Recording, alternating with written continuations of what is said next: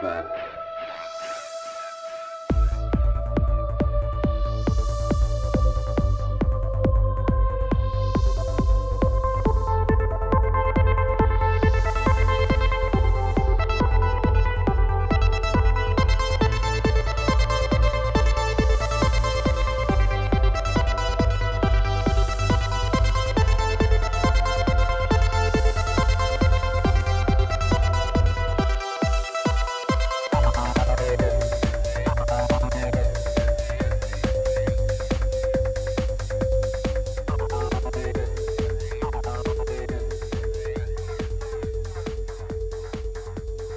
What's up? Another episode of the Ripple Effect Podcast. Of course, I'm your host, Ricardo Rendes, also known as Ricky Rendes, and a great episode for you today.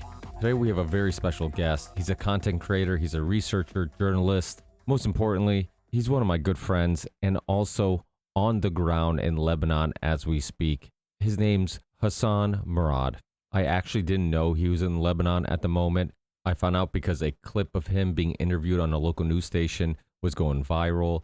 He was sharing his story about how he got stuck in Lebanon due to the bombing, which led to him being motivated to want to stay and help. And he's been passing out food and blankets and doing whatever he can to help the people of Lebanon. And today you're going to hear firsthand accounts of what's going on the ground. You're going to get insight that you really can't get anywhere else. This is someone who's there with the people. He's near the bombing. He's talking to people. He's helping people. And you're going to get on the ground insight from a Lebanese American who's in Lebanon during the chaos. And I give him a platform to share his uncensored, unfiltered opinion on what's going on. And he shares his perspective on how and when he thinks this is going to end. These type of interviews are one of the reasons why I started Ripple Effect Podcast, to give a voice to people who are typically suppressed or censored. And he has been suppressed and censored. He shares his story about being vocal on X and how he got doxxed because of it. He also shares who doxxed him and what organization went out of their way to investigate him and make all his personal information public.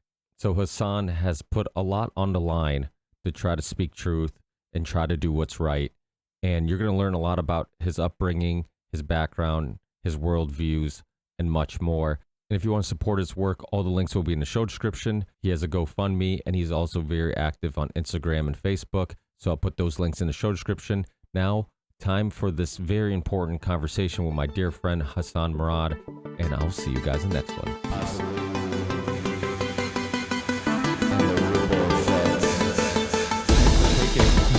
What has become a very crazy life of yours? I know there's a lot going on. I know your time's limited. Nice to catch up and see you again. I wish it was under different circumstances, but either way, I'm really proud of the fact that I'm friends with somebody who's doing such heroic things and really putting others ahead of themselves. But before I talk too much in this intro, for people who might not know who you are, can you give people a brief background of maybe your journey, where you grew up, and then maybe fast forward to what we'll be discussing today? Of course, yeah. So it's nice to see you again. I usually see you in the soccer bubble, so it's a little different. We're on a podcast.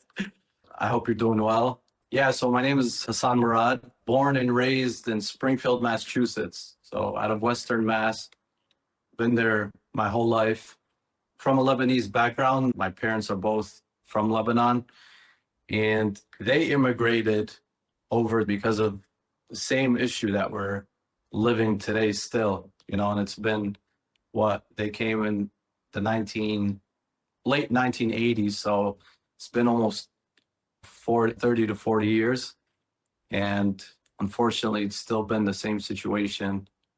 And I'm here now. So I was here on a business trip, and literally the next day America and Israel started the war in Iran, and as soon as that happened, I knew it was going to be a whole regional conflict, because they said it before, if this was to happen, that the whole region would be kind of dragged into this war. And that's where I'm at. I did have the chance to leave the first 2 days, and then the embassy closed. I took a personal decision to stay because I'm not happy with what's going on, to be honest. It's just not right. So growing up, just to rewind a little bit, like growing up in America. I was born in Portugal. I relatives that were raised in European schools, they seem to have a better grasp of some of the historical events in the world because they're learning about all types of history, not just American history. You Right. growing up with a Lebanese background, how much, because obviously in America, they're not teaching you a whole bunch of it. You Mm. learning like some of the history of Lebanon, some of the history of the conflict with Israel and the Middle East through your friends, your family. I'm assuming you were exposed to some of that history. Correct. So actually, since I was born, my parents would bring us to Lebanon every summer. So I have a deep connection with the people here, with the country and its history. I absolutely love Lebanon, man. It's such a beautiful country, beautiful people. I don't know if you know about the story where Jesus turns, I think it's water into wine. That happened in Lebanon, in the south of Lebanon, which is going through the war right now. And then Prophet Elijah roamed here. And we have a city that dates back 8,000 years. It's actually, I think, second or first oldest city that still stands until today. So I'm very educated on Lebanon through people, and I always do kind of my own research as well on the conflict and the history of it and stuff. Yeah, so obviously it's a bit scary because there is bombing going on in Lebanon. Obviously, this isn't the first time Mhm. Israel has bombed Lebanon. What's the feeling of the country, your friends and family that hopefully are safe for the most part? But what's the feeling of the country? Because I had a researcher, a good friend of mine, who's a historian, just super smart guy. This guy, Alex Craner, he's Croatian, but he lives in Monaco. But he was basically saying there's no way the U.S. and Israel are going to win this because they don't understand the Iranian people. Are you Mhm. hopeful that there's going to be some end to this, or are people afraid? Learning about World War One, World War Mhm. Two, they say history doesn't always repeat, but it rhymes, right? It seems like it's very Right. similar in regards to like the baby steps and the possibility of this turning into a world war because so many countries are involved and there's Right. all these things going on. The first casualty in war is the truth. So, what Right. are you hearing on the ground there? And from the news, I'm assuming everybody's attached to the news to try to see what's going on and keep up to date. What are you hearing and what's your feeling? So, first of all, people are devastated here. They're kind of in a shock because this is the second time they've been displaced from their homes within a year. So they had just got back to their homes, and a lot of people were in the middle of rebuilding. A lot of people didn't even rebuild yet. They were still waiting for the government to approve rebuilding, which the US and Israel are not allowing. Actually, Israel is daily hitting bulldozers or anything moving in the south that was trying to rebuild. So this conflict that started, the same people once again had to now leave their homes within a 30-minute warning, so they couldn't really take anything with them. So everybody's just so depressed. It's sad to see. You know, you see fathers just sleeping in tents, trying to keep their children in a positive attitude, but you know, as a man, to see another man that weak on the street with his kids and family, it's very tough because these people have homes, they have their own lives, and now they're driven away where they can't work, they can't do anything. I don't think this will go too long. I think the US and Israel are going to soon realize that the objectives they have in place, none of them have been met. The problem is they think killing a leader or killing, you know, the top guy is the end. You know what I mean? But it's not. There's always the next person that comes in, and it continues. I feel like at this moment, with the way Iran is playing it, I mean, I don't think the US can hold this war too much longer because of the economic situation. And at the same time, you know, Iran has now brought almost all the Arab countries into this conflict, and America is not able to protect all these countries. And then they're prioritizing protecting Israel, which is kind of like creating a little rift with the Arabic countries around. And they don't necessarily like that. So I agree with him. This is not a war that I see them winning. Now, of course, once they agree to end it, I already know the administration is going to come out and claim victory, but their objective was the nuclear weapons. Their objective was to change the regime, to get rid of all the ballistic missiles. None of that has happened yet. And I don't believe it's going to happen. The problem is, Ricky, I'm on both, like from America and I'm from here. So I see both sides. And I'll tell you straight up, the Western media is just, it's the opposite. Nothing you see on Fox, nothing you see on these channels is true. I'm just being honest. They're lying to the American people. I literally started a podcast to try to get real information out there. I got banned off YouTube and I got my Google account censored. I was censored on iTunes. Right. And just for speaking, you're probably talking about Israel. You can't do that. No, and Israel's another one of those topics. God forbid you say anything bad about Israel. Like you can talk about anybody else and talk about our president. Yeah, well, the thing is, what we have to be worried about is everybody who is America First. So, like, there was a documentary that just came out recently by this channel called Truth Media, and the first like 10, 15 minutes are all the clips of Trump when he ran the first time, when he ran the second time, when he became president, saying how he wants to get out of the Middle East. It's a waste of money. It's conflicts that have nothing to do with us. Like saying all the right things, and that's what people voted for. And then a week ago, all that goes out the window. And then when you look at the history of Bibi Netanyahu, who's one of the most corrupt people in the world, you look at the documentary, The Bibi Files, that was like censored all over the world around October 7th. When you look at all the shenanigans around October 7th, like you have some of the best intel in the world. It looks a lot like you guys wanted to justify everything that came after October 7th, that you might have let it happen. And then you kill more and more people than were ever killed on October 7th after October 7th. And anytime somebody says, hey, but you're doing way worse than what allegedly you're saying happened to you guys, they're just like, yeah, but October 7th. It's like, no, you can't do that. You can't just use it to justify. And again, throughout history, false flag events happen. And so it can't be out of the realm of possibility. And then you look at like the U.S., they've been talking about Iran having nukes since the 80s. There's videos of politicians going, they're 2 weeks away from having a bomb. They've been 2 weeks away from having a bomb forever. It almost reminds you of COVID. Like we're 2 weeks away from flattening the curve. Right? It's like, one of my favorite quotes is, if you don't watch the news, you're uninformed. If you do watch the news, you're misinformed. The truth is the majority of people watching news are misinformed. That's why everybody our age and younger are getting their news from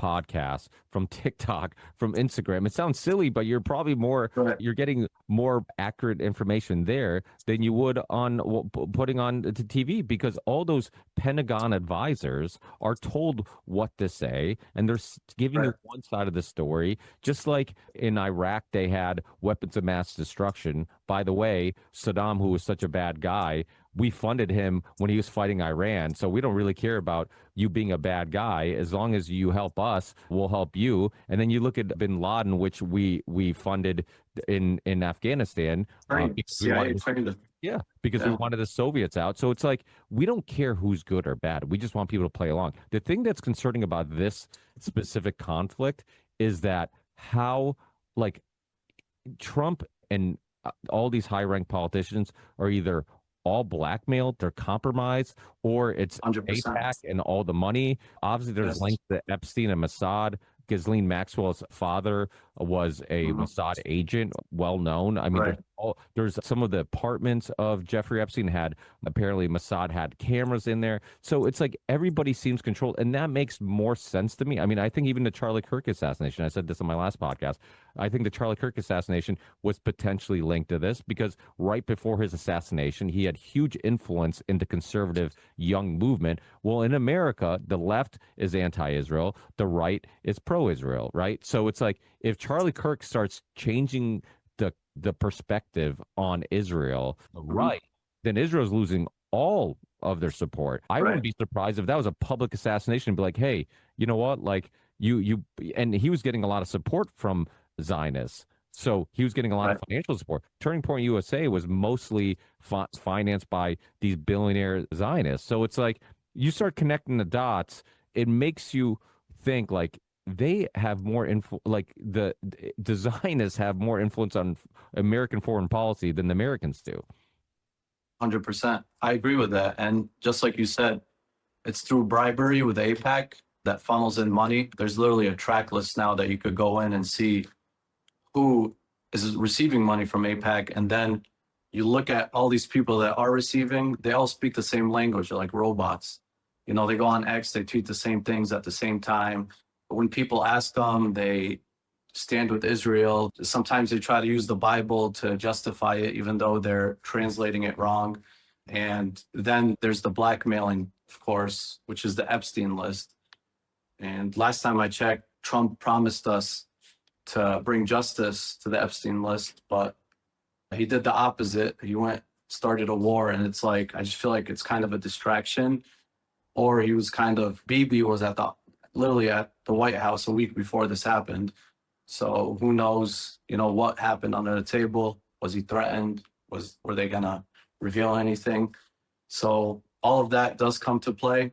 The nuclear weapons stuff, Bibi has always been under the behind the scenes pushing America to do this. He literally said that this was like a dream of his for 40 years. He finally got Trump to do it. They tried to push Biden to do it. He wouldn't. They tried to push Obama to do it. It's very frustrating. I consider myself America first. I don't see myself as really a Democrat or Republican anymore. Growing up Muslim, you're more conservative. So I used to kind of be more like on the Republican side. But then you look at the Republicans, they're basically like compromised. They're not working for America's interests at all. You have a guy like, let's say, Lindsey Graham, right? In 2025, last year, he tweeted about Israel 84 times, and he tweeted about South Carolina 0 times. You could go verify it through ChatGPT, or you can look through his X. It's just wild to me. I don't feel like I live in America anymore. And it sucks for an American Lebanese guy, because I say it all the time. I'm like, damn, Israel occupies both my countries. They literally occupy land in Lebanon and the air and wherever. And then in America, they occupy our media, our government, and it's a lot of control. We're losing our freedoms. We can talk bad about America. We could talk bad about our president. But God forbid you talk about a foreign country. Now all of a sudden you're labeled anti-Semitic. First of all, I'm Middle Eastern. I have Jewish friends. I feel no way towards the religion, but there is a problem within the Zionism sect.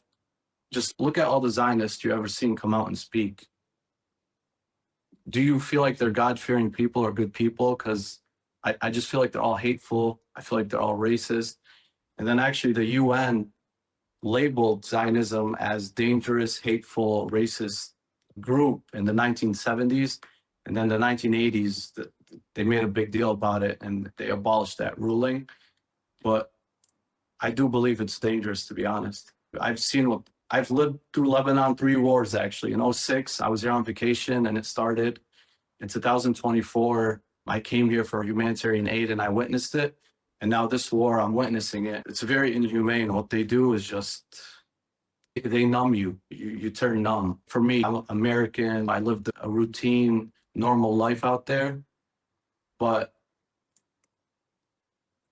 through the news that we watched in the Middle East and seeing all the people they've killed and how they've killed them, I mean, I haven't even seen movies that had this much gruesome images.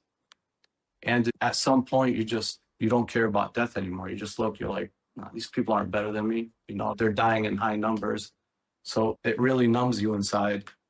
And you just turn to God and you hope for changes and peace. And that's all we really want, just peace, man. We voted for Trump for that reason. He came to an Arabic community in Dearborn, Michigan. He sat with the Arabs, with the Muslims, and he pushed for peace. He pushed for no more wars. He was very hot in a debate with Jeb Bush about how wrong we were for going to Iraq. And he was so passionate about it. It's like, shit, that's our guy, And then he gets elected the second time after Mary Madelson gives him $300 million. And then AIPAC You know, he was going through some bankruptcy stuff, whatever. He got so much money from the Israeli lobby. And then as soon as he made it to office, once he put that cabinet around him, I knew no good can come of it because they all call themselves Christian Zionists or whatever that means. But as soon as I saw that, I knew something bad could potentially happen in the Middle East. It's funny because it's true. They use that term all the time, Christian Zionist. I'm like, what does that mean? And what's crazy is all these people who are America first, it's really false advertising because they should just be honest. They're Israel first, America second. 100%. And Yes. that's the part that drives me nuts. And the crazy thing is, like, so Tucker Carlson was just on Piers Morgan today. I believe it was today or yesterday. And he like, they were asking the question that every American should be asking is, what do we gain out of this? Why now? And what's the plan? And our taxpayer money is going to this. And people, there's going to be lives lost. During Vietnam, one of the big turning points in Vietnam, why the American public really pushed back against it, was because war is just a word. It's just something that you hear, something you see in movies, but you don't really feel it. You don't see it. You don't see the violence. You don't see the horror. You don't see the dead bodies. And then in Vietnam, Right. people were in the newspapers, people were putting pictures of it. So what people were doing was like, oh, this is what war is. This is what we're funding. This is what we're involved in. And then it made people Right. protest. In America, it's the same thing where, like, during the Iraqi war, Bush, they would have caskets of soldiers coming back and they would film it. And then Bush outlawed that. He didn't want them to do that anymore because it would get people Yes. worked up and it would remind people, like, this is what war is. Even in my everyday life, like, I went to the gym this morning, go to the grocery store, pick up the kids, all my interactions, everybody's just living normal, like nothing's Right. going on. And I'm just like, there is chaos going on in other parts of the world that our tax money is going to. You might have relatives that are called up to go to these conflict areas. They could lose their life. And for what? Can anybody answer For the question? Israel. For what? They were not a threat. They've said in Syria that he was a threat, right, to his people. They said Saddam was a threat. Like, they've lied over and over again. Every country you want to get involved in, it's because they're a threat. It's not. Right. And Who people, are they a threat to, though? that's the question, right? It's like, I mean, well, they talk about nuclear weapons, but look at all the countries that don't have nuclear weapons. Those are the ones who get invaded. If you're Iran, it makes perfect logical sense to have nuclear capabilities so nobody invades, because all the yes. countries that don't, I mean, why do we not mess with North Korea? Because they have nuclear weapons. Because we'd be invading them in a few seconds if they let go of their nuclear weapons. It for their own security. And when you think about all the years and years of conflict, and we've been involved in Iran politics forever, since, you know, they want to nationalize the oil and they want to kick out the Brits, the British back, you know, and we've been involved in coups in Iran forever. So a lot of these countries have issues. A lot of it's because of foreign intervention. And when you go back to, like, World War I and the Sykes-Picot Agreement, when the fall of the Ottoman Empire, a lot of people lived under the Ottoman Empire quite peacefully. The you know, the different religious people or whatever. And then when it fell and you created all these countries and you promised all these people land, they kind of knew that it was going to be endless chaos. And the Western Europeans wanted it because you can always justify getting involved. So when people in America go, oh, the Middle East is just chaos, I'm like, why do you think that is? Do you think that's organic? You think that just happens by itself? No, it doesn't. Yeah, it's there's a plan that you can read about. I think it's called the Yidden Plan. It was an Israeli man in the 1980s or 70s. And basically, Israel wants to have chaos in the region so they can expand to greater Israel. This plan is to keep division between all the countries around them. And they've actually succeeded in that, whether it's through false flag attacks or assassinating somebody, and then they blame the other sect in the country, which always creates sedition and sectarian warfares. So for me, as an American and a Middle Eastern, I know these countries are not our enemies.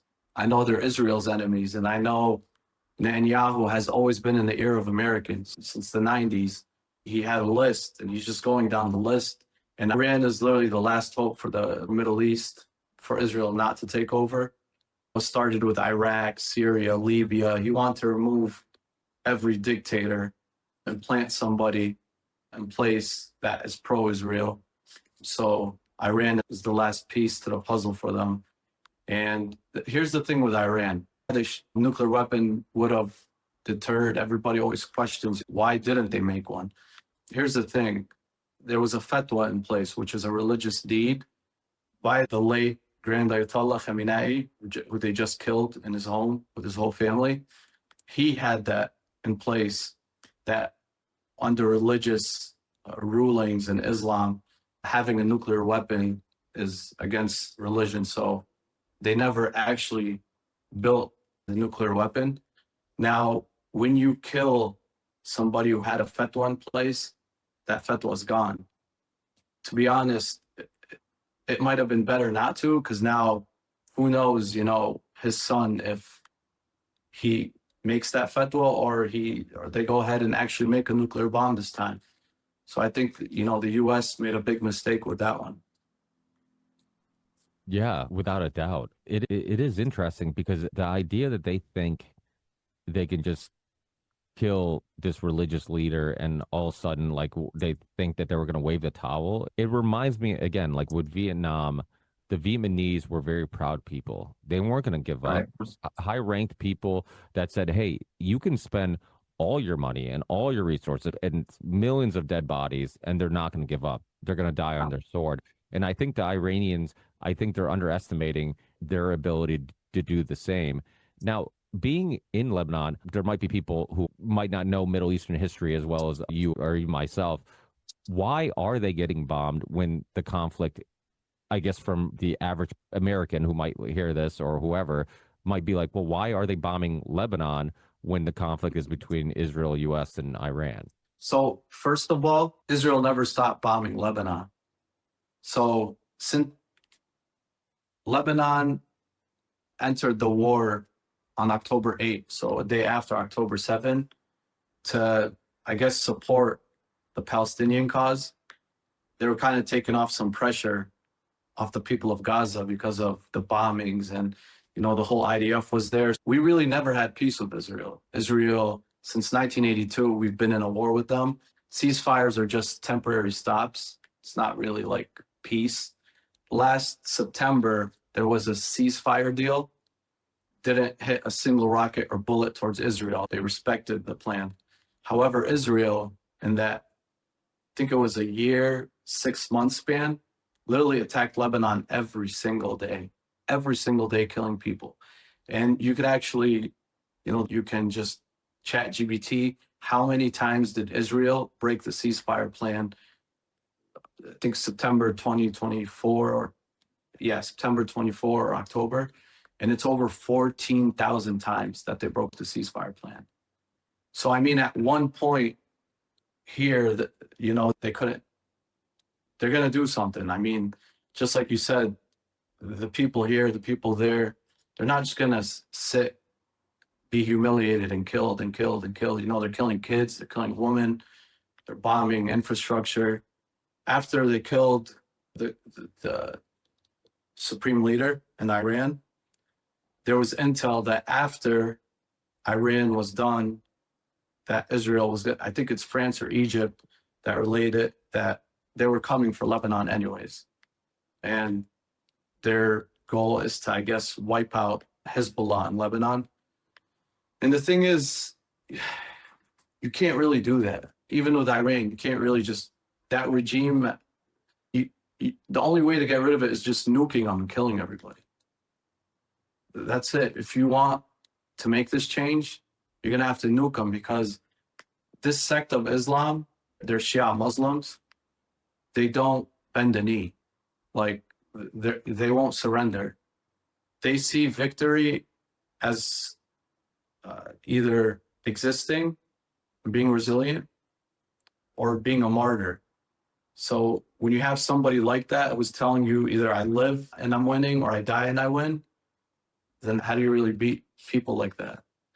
What is the media in Lebanon? What are you learning from listening to the news in Lebanon that maybe the average American might be not learning? Because obviously our media is just telling us Iran bad, we had to do this, and all this obviously lies and propaganda from the Yeah. military industrial complex. But what maybe are you learning? And is there any?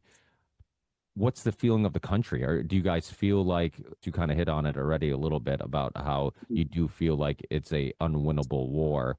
Is there hope that this will end, or do you feel like this might be a long process before we get to some type of finish line? I believe due to the economic pressure that Iran is going to set, and then Hezbollah has been, they entered the war, I think the day after I got here, which was like, I think that last day of February. So they've been bombing Lebanon for 3 years. So they've hit all their military targets. I mean, we're talking over 30,000 airstrikes in the last 3 years since October 8th.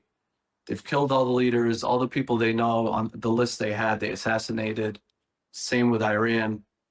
And then the performance that Hezbollah has been doing today is unlike any time before. They're hitting more rockets than they've ever hit. And on the ground, same thing. The Israelis have tried to invade the south for the last 2 weeks, and they haven't been able to. They come in, and then they fight face-to-face guerrilla warfare, which Hezbollah is highly trained in. And then Israel just pulls back out with injuries and deaths. And the problem is, like the Western media or Israeli media, they censor everything. Right now, you're not even allowed to record any rockets flying into Israel, or you go to jail 5 years. They'll locate you by your IP address. As of the last week, we can't really see much what's going on in Israel. There's a lot of damages happening. People always leak, what's going on. But again, it's just so censored, you can't really tell the truth. And I don't see it as a winnable war. Like I'm telling you, the way they're performing, Israel thought killing the leaders in both these countries would be sufficient enough for a regime change or for other people to rise. What they're actually doing is they're actually uniting people. And even now, like in Lebanon, the first day when Hezbollah attacked Israel, a lot of people were against it. A lot of people were upset, like, why are you guys doing this? And now you're learning that, all right, well, there was intel that Israel is going to attack anyway. So it's kind of a preemptive thing. Same thing with Iran, it's, I say it, they thought, we took out Khamenei, that's it. Now Trump is, Netanyahu, they're telling the anti-government Iranians, all right, let's go, take over. But none of that is happening. So at this point, Israel doesn't really have much military intel anymore. Like, I know for sure because yesterday, Israel's hitting near colleges in Lebanon. They're hitting in areas where there's no Hezbollah, where they already flattened all the Hezbollah areas. There's nothing there. They're hitting buildings that were already blown up. They're killing children now. They're killing innocent people. And what they're trying to do is like pressure Lebanese people to rise against Hezbollah. Like, oh, look, you got us displaced again. You're now innocent people are dying. Now they're hitting government infrastructure in Beirut that have nothing to do with us. But that hasn't happened. So, I mean, at one point, America has to just accept that this war, if you want to win it and actually hit your objectives, you're honestly going to have to kill everybody. Why now? Do you have a theory on why specifically now? Do you think it was just random, or do you think there was a reason why all of a sudden it seemed like they wanted to get involved and start this war so quickly? With Iran, it's been Bibi's wish for 40 years. I think every American president said no to him. And then, Trump going through his bankruptcy and stuff, they gave him all that money. They kind of compromised him. I mean, it was even in the Jeffrey Epstein files that said that Israel had compromised Trump. So there's two things. The Epstein files have to do with it, plus all the money they gave him. They usually sway elections. The person that's always the most pro-Israel will win the elections. You could go on AIPAC's X. They literally brag about it. Oh, AIPAC, supporting AIPAC is good policy. You'll always win. And it's because they give these representatives so much money that when they're running, it's easier for them to win. And I always say, I think it's telling that when you look at Republicans and Democrats, They debate about every issue, right? They always like, oh, I'm pro this, I'm anti this, whatever. But and then when it's Israel, that's when they all agree. I'm like, doesn't that tell you something? Like, why? Right. 100%. We're compromised. We're occupied. How many Americans vote usually in elections? It's low numbers, right? Like 30% maybe. I think the 30% that are voting are probably the people that, they call themselves the evangelical Zionists or I don't know, Judeo-Christian values. I think those groups are the most people that come out and vote. So maybe it's on us. Maybe the other 70% is not coming out and voting for the right person. I hope Americans are awake. I see it, bro. Like, I knew this stuff since I was a kid. All the conspiracy theories that people used to hear from me are now true about Israel. And I hope Americans wake up in the midterms, next president election, and do their research on every candidate. Are they receiving money from AIPAC? Are they not? So, Aren't you worried? Because one thing you and I talked about already was the fact that it's almost like we're highlighting the fact that voting can't help because you look at Trump, who said all the right things and seemed like your vote would be a vote for that candidate that we would want. Once he gets in office, they have such influence that all that goes out the window. it starts with Congress too. Sometimes I feel like Trump doesn't even know what the hell is going on. I don't think he understands foreign politics. I don't think he understands Iran and their religious beliefs and what kind of people he was going to war with. I think our administration should learn more about the history, about the religion, about the people in the area before they start, this kind of war. But the problem is, again, the lobby that's around them kind of dictates what they do. And they do a lot of like Islamophobia stuff where they feed it to these administrations and then you see it on Fox, CNN, whatever, all the news. So people go with it. But I have a good feeling inside that I don't think Americans are that deceived anymore. We have resources now to kind of see who's pro-Israel and who's not. I mean, I think Mamdani was the start. I feel like a revolutionary start in the US kind of happened with a person that didn't receive money from AIPAC, that was not pro-Israel. He was actually, it's funny, he's Muslim, but his answers were more American first than all the other candidates who want to go to Israel on their first trip, which I don't really get that. But wasn't that crazy? It was crazy. yeah, that they came at him. They called him an anti-Semite for saying he would rather stay in New York and fix the city, it's which like, wait, really boggles my mind. it boggles my mind because I'm like, what did he just win a election for? Like, what's his job? Like, it has nothing to do with Israel. Like, his focus He's should not the mayor of be, Israel. yeah, exactly. He's not the mayor of Israel. So when people were, but again, it just shows the amount of propaganda and how they will sway stories and how they will demonize anybody who says anything that they can, that could be even slightly anti-Zionist. It's like they will. Abby Martin, I don't know if you're familiar with her. She was a journalist. Yeah, she's done some great documentaries on Gaza and whatnot. But when she was doing a speaking tour, she got in trouble because she would be outspoken against Israel, and apparently there's like a law or some type of something where you couldn't publicly say something bad about Israel, and like they try to get her arrested and get her in trouble. She went to court or whatever, and it's like it's deep rooted even in our policy, which is absurd to think that like any country or any government, right, should be. I mean, this country was founded on people who wanted to fight back against government overreach, and they wanted to fight back against corrupt governments and countries. Now there's certain countries that we are like our hands off. It's almost more okay to be, I guess, negative towards your own country than this foreign country.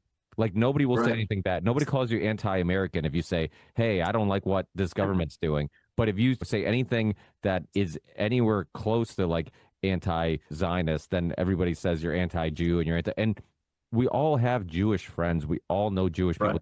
There's a huge difference between just somebody who is Jewish and lives their life with those traditions and those beliefs, and then the Zionists. There's a huge difference. 100%. The thing is, I was a victim, actually. I always spoken up for the Palestinians. Never in my life, ever, did I say anything derogatory about Judaism. I've actually read a lot about them. I've done my research on them. I think their religion teaches well, you follow it correctly. Zionism was born, I think, in 1898. And it's like a whole, I don't know, it's a newer sect. And it has kind of different teachings. Well, it's more of a political But movement. It's more of a political ideology than it is, a religion or whatnot. And it has very little to do with like the scripture. It has a lot more to do with just wanting that part of the world. The Jews used to live in peace with the Palestinians before 1948. The Jews, the Christians, the Muslims, they had no issues until the Zionists showed up in the area. They took refuge. And as soon as they started pouring in, this movement was created, funded by Rothschilds and the UK and stuff. And then they formed it into Israel and the IDF. And ever since then, it's honestly been just unrest in the Middle East. They've been to war with almost every country, plus the Palestinian people. They lost like 80% of their land over the years. I think it was just fine before. All three religions were living in a holy land together peacefully. But then you make it a Zionist state, and it's like, what about the other religions? They lose a lot of their freedoms. So that's a big issue. And then I just want to go back to one thing. I used to criticize them for the atrocities that they've done to the Palestinians, because I don't like oppression. Like I'll speak up to it. And I got doxxed and I got blacklisted online. They actually emailed me a LexisNexis report, which is elite. Like I didn't authorize that. They pulled a report that has my social security number, my address. And again, I'm American, using my freedom of speech about a foreign country. I started getting threatened, and I did my research and I found out that it was an Israeli company called Levitate, I believe.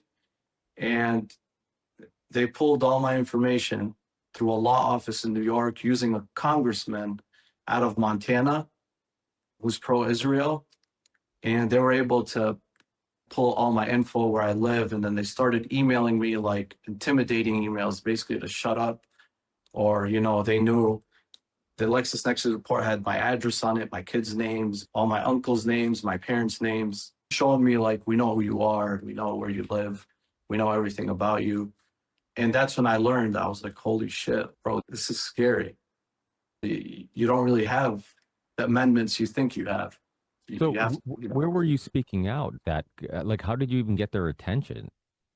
on X. So I used to speak on X about what they were doing, fake news that they used to post as propaganda. I used to come out and debunk it through real facts, like, the beheaded babies or the ovens or the rapes or all that stuff, which there was never any evidence, even though everybody had a GoPro on, Israel's all cameras and surveillance, but they couldn't give us one photo or one video. And then every time, but they could bring in our politicians to a room, show them what they want to show them, and they would leave and tell us, I saw this. All right, so show it to us. We don't, like 80% don't believe it, so show it to us. So, yeah. So just from talking on X and pushing back on X, you got That's it. That's it. I was just on X. Well, I'll tell you, you're probably on the same list as, well, I'm probably on that list. I'm sure I'm on that list, but Which we're on one? that list. Canary or the?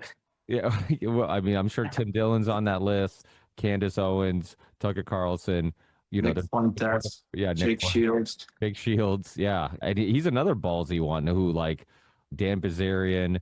Yeah. Yeah, I mean, at least I was going to say in celebrity company. I mean, we're, Yeah. It's crazy that is. I remember there was a documentary about it was called Hellstorm. It was based on a book of the same title about World War II from the German perspective. They got censored everywhere, and it showed the war from. I mean, obviously, like we always repeat, history is written by the winners. Most Hmm. of us Yes. don't have the German perspective of World War II because the Germans, nobody wanted to hear their perspective. Everybody wanted to just say they were evil and this and that or whatnot. To say that, there weren't horrific things that happened, but still, there's two sides to every story. And there's people who weren't Nazis who lived in Germany who have a perspective and a experience that maybe we can learn from. And even in I believe in the book, they talked about all the Soviets raping all these German villagers because nobody cared about the Germans. So you could treat them, you could be as violent as you wanted. Nobody felt bad for them because they were the evil Germans. And Right. these were non-political, just farmers. These were non-political, just people who were just living their lives, but because they lived in Germany. And that's the thing that people have to also remember, that the government doesn't always represent the people. When we went to Iraq, it didn't represent you or me. So when you zoom out, if you're from another part of the world, you look at like, yeah, those Americans, they just want war. They wanted to go to Iraq. It's like, no, the people didn't want that. It was the government that Right. wanted that. And it's same thing with Germany, where like what they were doing didn't represent all Germans. And hearing and being able to, I mean, and at least have the conversation. No conversation should be off limits. When Alexander Dugin, the philosopher from Russia, when everybody was talking about him being banned and all this stuff, I actually had somebody on the show, Professor Michael Millerman, who translated his books. I was more intrigued with them. I'm like, the more you ban somebody, I didn't give a shit about Nick Fuentes until they start censoring him. And I'm like, okay, Censoring. Yeah. why are they censoring him? Why? Yeah. Well, he's sharing words. Words aren't violence. Words are, if he has a unpopular idea or perspective, I should still have Mhm. the right to hear it. Like, who are you to decide what truth is? Who are you to Right. decide what information I can expose myself to or not? If you do that, then we're in a dictatorship. It's no different than Right. what the Chinese do, where they censor the internet and only let you see certain things. I'm like, you're doing the same Right. thing, and you do it under this facade that it's under, oh, we're protecting you from this. Well, guess what? I got kicked Right. off YouTube. I don't seem like that dangerous of a man. I mean, I'm like, Right. who are you protecting? I just had doctors who had a alternative perspective than the one you were force feeding. And all those doctors, Right. Peter McCullough, Dr. Robert Malone, Dr. Pierre Corey, all the people who got me kicked off YouTube that I refused to not upload even though I was getting strikes. I'm like, they end up being right. So you guys get it wrong sometimes. So the right way of having it is let everybody say whatever they want to say and let the public decide for themselves. I don't think the public matters anymore because I was raised in America. I mean, we Americans are raised to be humane. We're raised to have compassion, to have good principles, to have good values. That's how I went to public schools, which 83% of Americans go to. That's how we were all raised. But then you wonder, like, our government officials, where were they raised? Were they not raised in America? Because they don't have those same values beyond our borders. There is greed, there's always money and interest for them. But is it really worth the cost of going like to Iraq, where you told us it was weapons of mass destruction, and then you kill 2 million Iraqis, and then, oh, there was no weapons of mass destruction, only to redo it 10 years later in another country, Iran, oh, they have weapons, nuclear weapons, whatever. Now they're doing the same thing. So it's the public opinion. If it mattered, the people in power wouldn't be in power anymore, I think. Netanyahu wouldn't still be there. Everybody's against him now. Even half his own people are probably more against him. Well, right before October 7th, a lot of people believe they were at a break of a revolution. And Yes. like you were saying in Lebanon, when you get attacked, it brings people together. A lot of people Right. believe they use October 7th to bring the public who was turning on him together. Bro, this conflict is way before October 7th. They love to say October 7th and beyond, but I grew up in the Middle East. This conflict, since I was a little kid, I've watched my parents crying, watching the news, praying since I was a little kid. These wars have been in the Middle East since the 1948s. They've been massacring people. but they used to get away with it. But now everything is recorded, but they're still getting away with it. And it just shocks me, it's like, until when? Well, When no, is somebody going to stop us? like you said, but they're controlling the media, but people aren't seeing it. If people were actually seeing all the violence, and there has been some people like somebody who's been on this show before, Ben Swan, who does amazing work. Oh, He's been recording some stuff. He's been doing some good reporting. There's quite a few mhm. people who've done some amazing reporting on this, and we'll show you videos of what's actually going on. When you see Right. explosives, when you see, I've seen some of your videos of you driving and you see these buildings are just, dust. And like Right. when you see that, it reminds you that there's a lot of casualties and there's a price to pay for war. It's not just you go in and you take out over the country. Like there's a lot of bloodshed. There's going to be a lot of casualties. There's a lot of reckless spending of money, right? Just Right. all this taxpayer money that's going to this war. I mean, I think it was George Carlin who said that, if voting mattered, they wouldn't let you do it. And it's so true because it's like we get to vote for a politician like many people did with Trump in hopes that when they get our vote, they will stick to the promises that they told us. Right.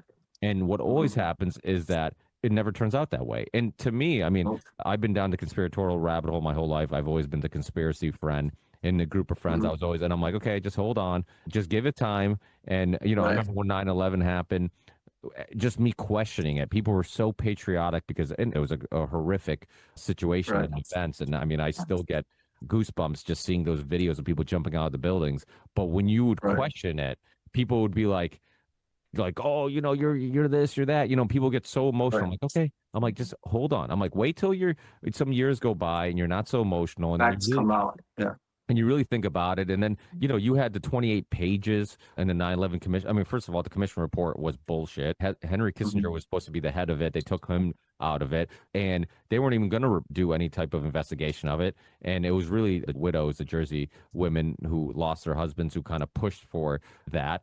And then exposed that, there were Saudi funding. Some of the money came from the ISI in Pakistan. I mean, there was like all these things. It had nothing to do with Saddam. And they just kept telling you Saddam had something to do with it. And you're like, where's the Yeah, link? I've nothing to do. But Yeah, everybody was nothing to so do. emotional, and what they do is they capitalize on people's emotions.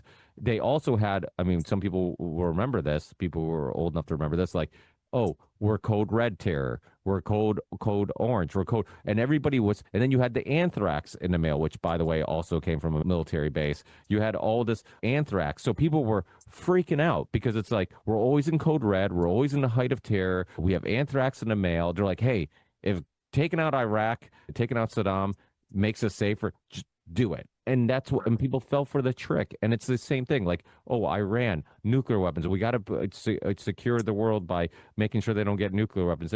It's like, what if it's not because of a offensive use of the nuclear weapons? Maybe it's for defense. They want nuclear capabilities because the only offensive country I see in the world is ours. We're the ones going around, that's why the Department of Defense used to be called the Department of War, and I think now they call it again the Department of War because that's the actual, like, that's the Back on logical. offense. Yeah, because Yeah. it is the Department of War. It's not defense. These countries that we're getting involved in are no threat to us. And like No. you said, what drives me nuts is we're fighting Israel's war. And what if we do win Yes. against Iran? Now, is Turkey next? They're the next big threat. Like, are we just going to continue down the list of just blowing up and murdering everybody who could be a possible threat to it, and the U.S. are just going to sign a blank check to them for all this? Right. It's nonsense because they couldn't do it on their own. The U.S. with these kind of actions, they're actually creating more enemies. They're radicalizing more people. America's going to pay the ultimate price. Just like yesterday, you saw in Michigan, the guy that drove into a synagogue, and I guess he was shooting at a Israeli temple. And then you look, why did this guy do that? And then you find out, well, they killed his four brothers in an airstrike and his niece and nephew. So this guy has literally no more family, and he's an American citizen.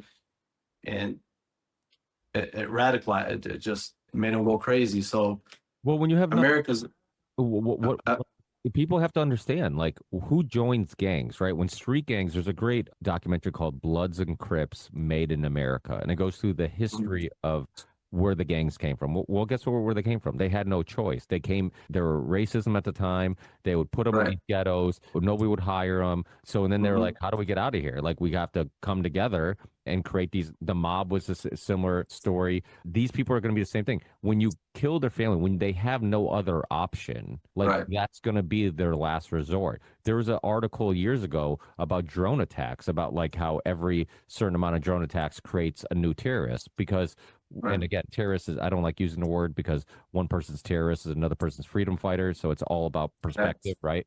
But it creates these people who are become extreme because you literally killed their loved ones. And if you take away exactly. everything that they love, I mean, it's no They're gonna different than, fight.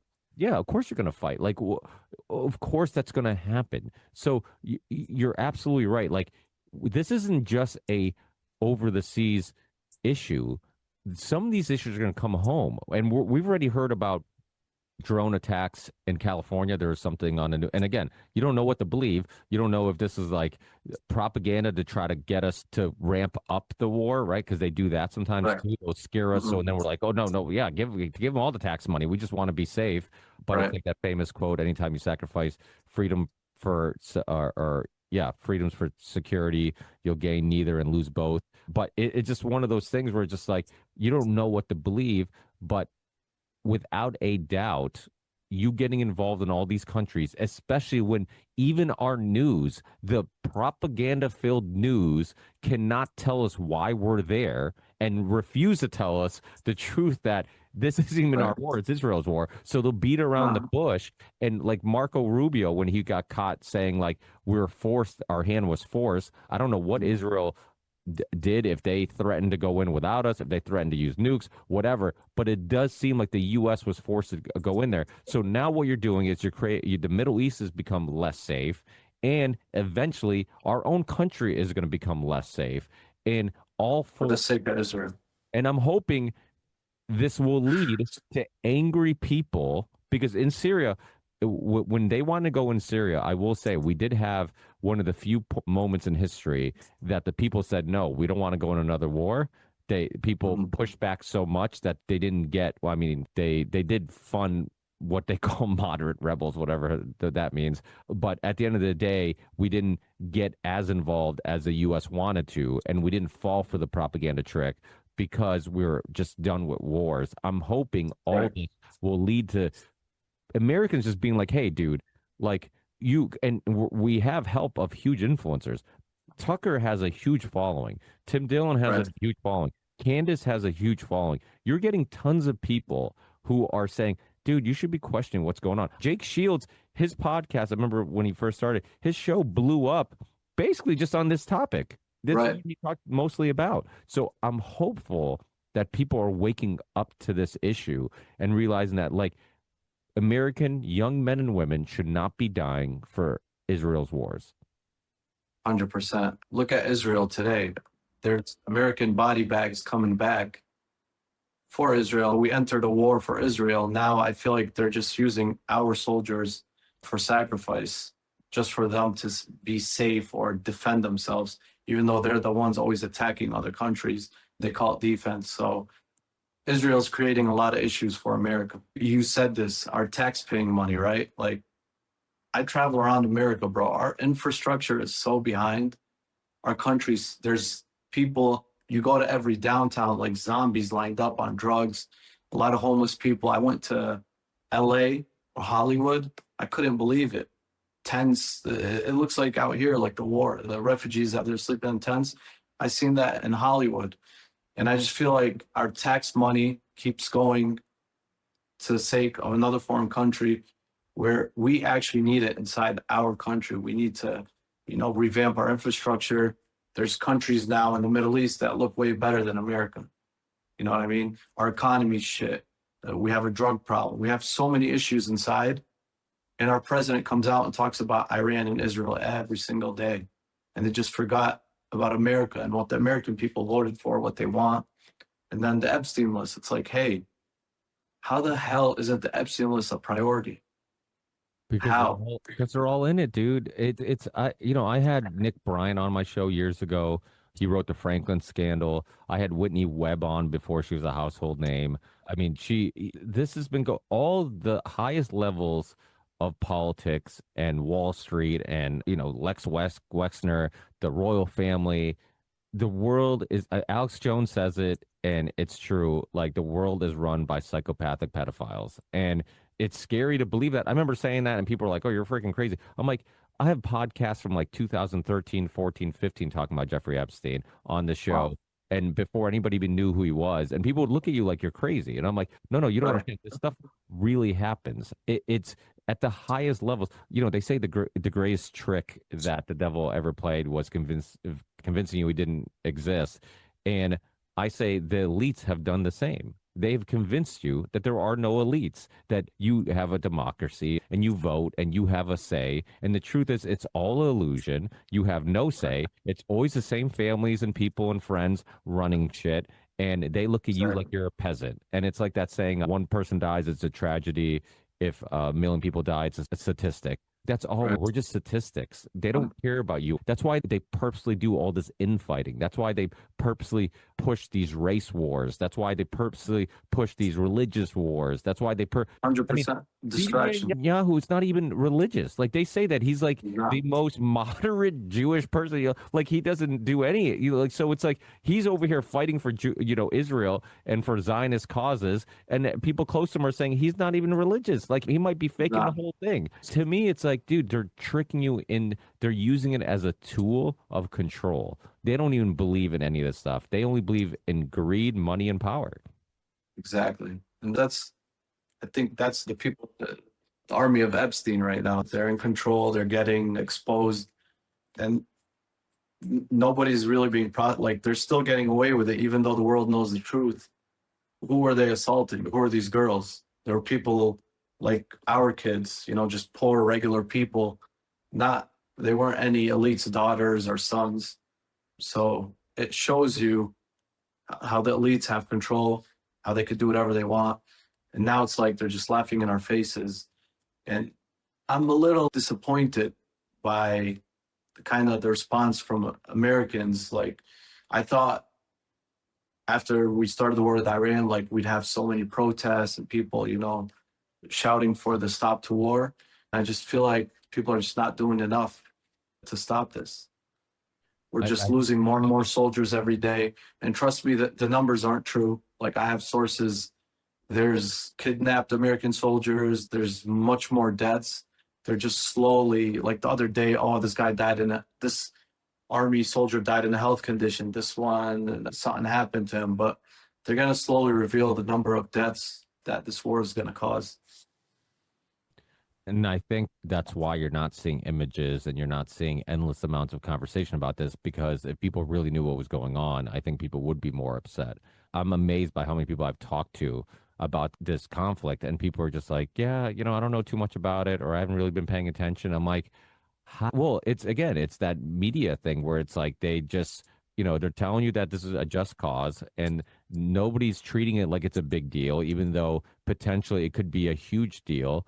I mean, the aliens are probably going to come and say, "Hey, you idiots, you're about to all kill yourselves," like, because they always pop up near nuclear places. So it's like, I wonder if they're going to pop up and be like, "Hey, I think you guys are all going to blow each other up, you crazy idiots. Yeah. What are you doing? You have all these." I'd honestly trust aliens to run it now more than these fucking people running.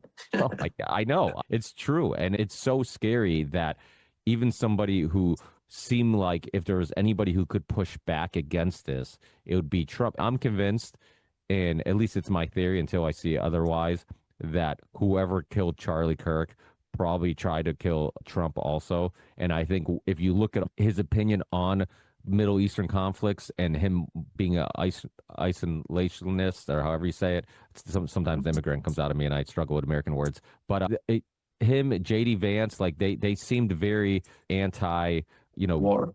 Right. war and all the stuff. They said all the right things. So it would make sense, like, hey, if you're Israel and you're like, this guy's going to be a headache, how about we get somebody in office that's going to push back a little less, not be so difficult to work with? it kind of makes sense. Like, why not take him out? And Right. same thing with Charlie Kirk. So I think that could be a part of it. But again, I'm stunned by how people aren't more scared of the fact that your president has no power, that Right. he is obviously controlled by someone somewhere, some entity, some secret society, so some group of people in the shadowy rooms who are literally influencing our foreign policy. I mean, you go back to Henry Kissinger. There's a great book by Christopher Hitchens, right, of the trials of Henry Kissinger.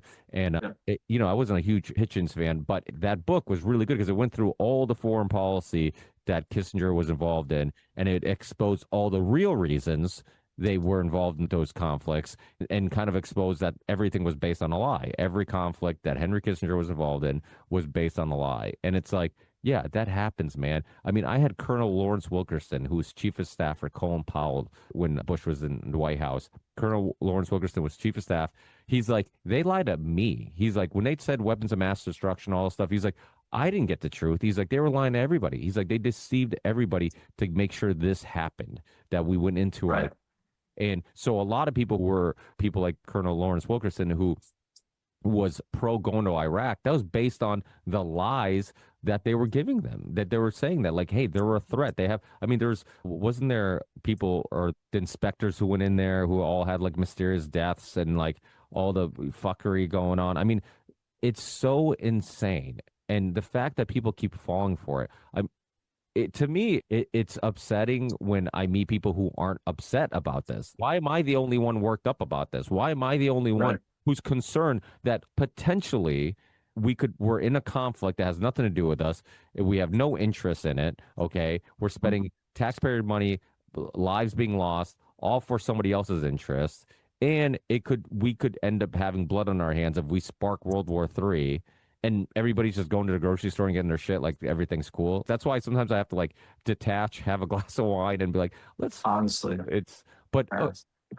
so what are how long are you going to be in Lebanon, and or are you planning on being in Lebanon? Obviously, I know some things are out of your control, and what exactly are you going to try to do while you're there, and also. Are your friends and family scared shitless? Because I'm assuming your friends and family at home are like, dude, get out of that place. But Yeah. obviously, your heart's there and you want to help. Yeah. So, I mean, my original flight to leave was March 22nd. Who knows if we'll have an airport by then? Flights, you can't even get a flight right now. It's very like restricted. There's only one airline's flying out, so the flights are full for a while. My mom, my parents, they're going crazy. They call me every few minutes, be careful, like don't go to this area, don't go to that area. But it's just hard to gauge because now Israel's kind of like in maniac mode because they don't have military targets anymore. So now they're just, it's called, what's it called? When you start to hurt all the civilians, just to kind of pressure the government to stop, the groups here that are fighting. So that's the concern now. At first, it was in targeted areas. Now it's everywhere. I'm here on the ground daily, just helping out with humanitarian aid. I started a GoFundMe for it. I was able to raise around like $7,000 in the first 2 or 3 days.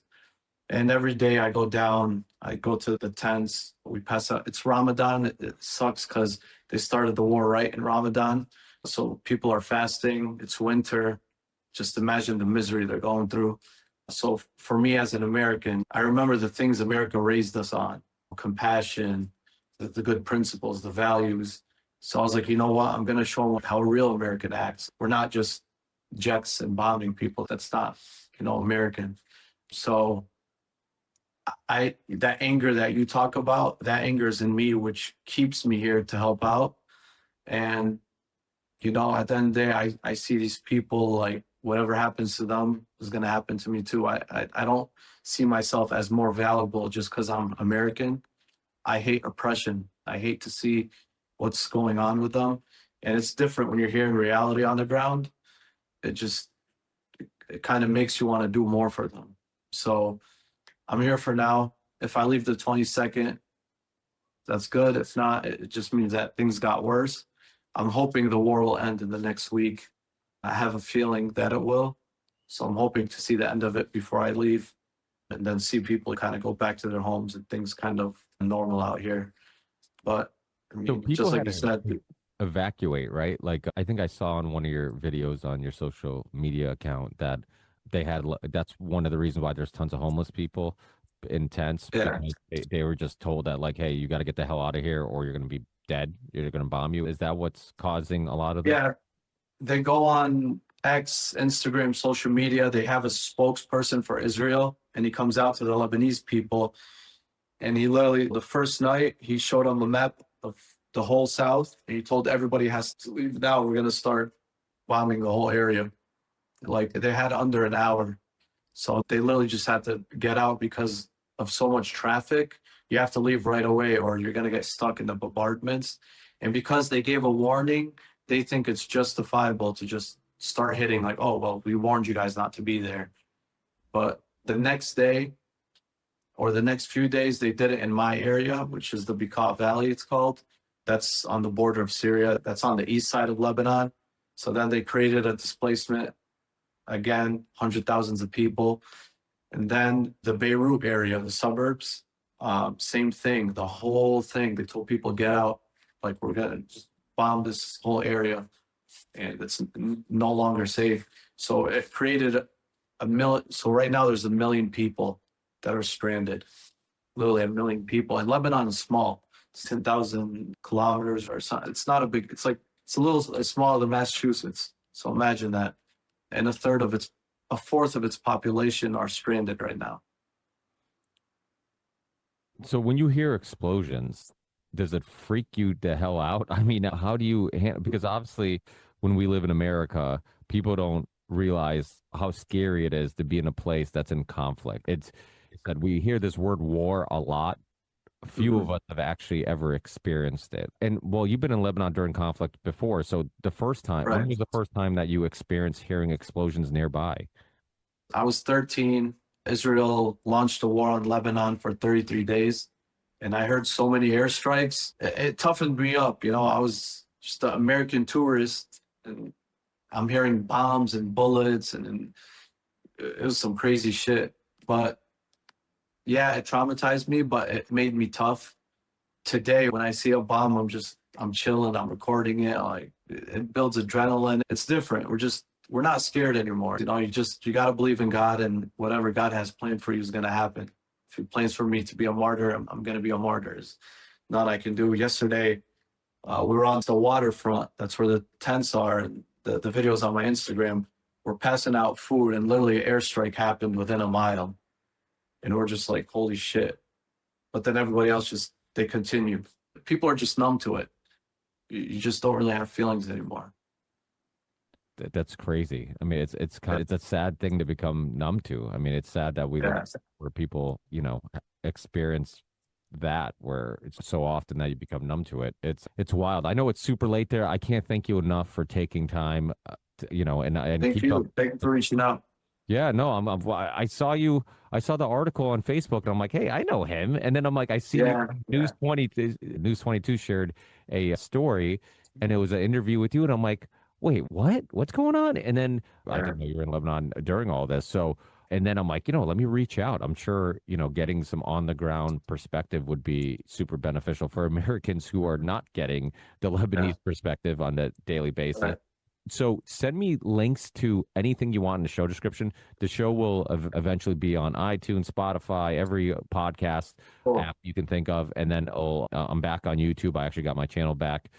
What was it, earlier this year or last year? Late last year. And so it'll be on YouTube. It'll be on Band.video. It'll be on BitChute. I put my show on literally every platform because you never know which one's going to censor you. So it'll be available. Okay. Please send me the link to the GoFundMe. I'll put that in the show description.